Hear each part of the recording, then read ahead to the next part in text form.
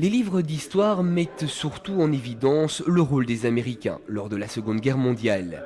Mais des soldats venus d'autres pays ont aussi contribué à la libération de la Belgique, parmi eux des milliers de Polonais qui ont essentiellement pris part à des opérations se déroulant en Flandre.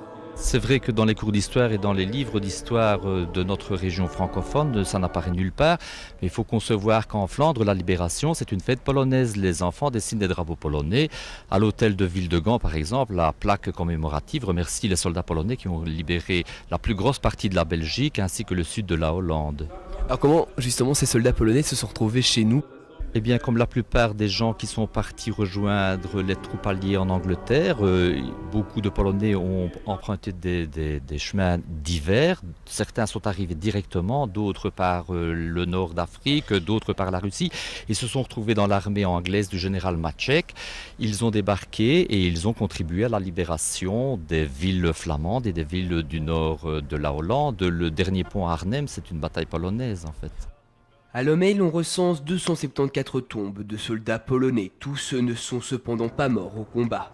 C'est là que les cérémonies d'hommage ont eu lieu. Parmi les invités, nombreux sont ceux à avoir connu un proche qui a participé au conflit, comme ce fils d'un ancien soldat polonais. Alors lui, ne voulant pas risquer de se faire emmener quelque part dans un camp ou quoi, avec son frère, ils ont pris des bicyclettes, ils sont partis en France. Et en France, ils se sont engagés comme volontaires.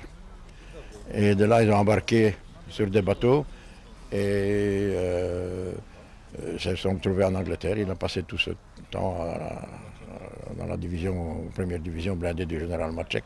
Quels souvenirs vous gardez de cette époque? Ces souvenirs sont ceux au moment où je suis allé rejoindre mon père qui était en Allemagne à ce moment-là. Le débarquement a été fait parce que moi je me trouvais en Pologne. Nous avons été séparés par les événements. Lui il a su venir en Belgique et nous on est restés en Pologne avec ma mère.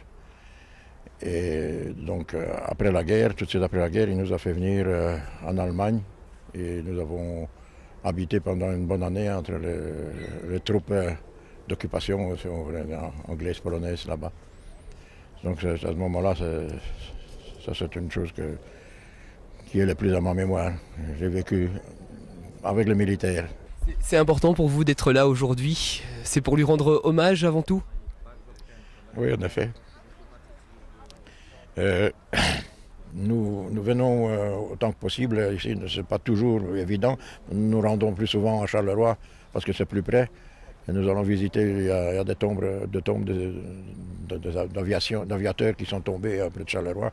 Et nous essayons par cet intermédiaire-là d'honorer. Enfin, lui n'est pas tombé ici, il est mort en 69. Mais enfin, il y a beaucoup de ses copains qui sont là parce que c'est tous des gens de la première division blindée qui est là.